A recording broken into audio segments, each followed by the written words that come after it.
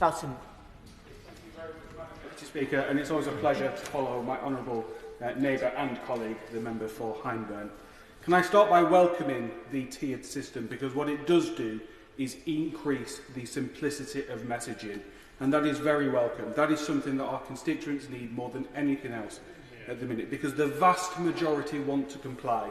They want to do the right thing, but for the last couple of weeks, and I speak as the member for Burnley, where we've had a higher case rate than most places in the country, the complexity of messaging has been difficult.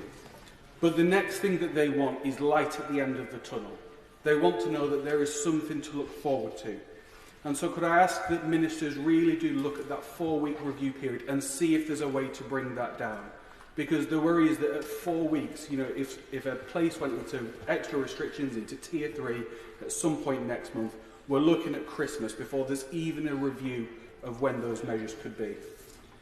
And I also want to highlight, which many members have done, where this virus spreads, and it spreads in the one thing we hold very close to each other, our relationships. We live together, we grieve together, we celebrate together, and we compete together. Now, I get the sense from some that they think the only option is to lock down completely.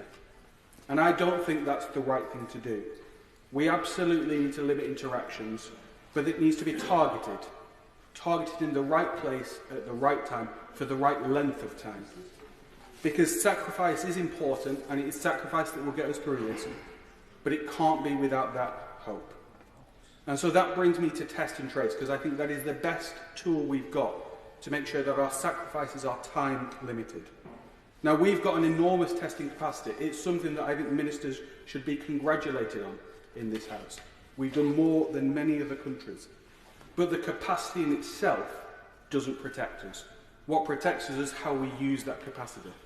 So could I ask that ministers, either today or in the future, update us on the rapid testing, the testing that will be delivered in 5 minutes or 20 minutes, because that's how we will get those human relationships back. That's how we'll get football fans back into stadium, children in schools when there's an outbreak, and all of the other things we want to do.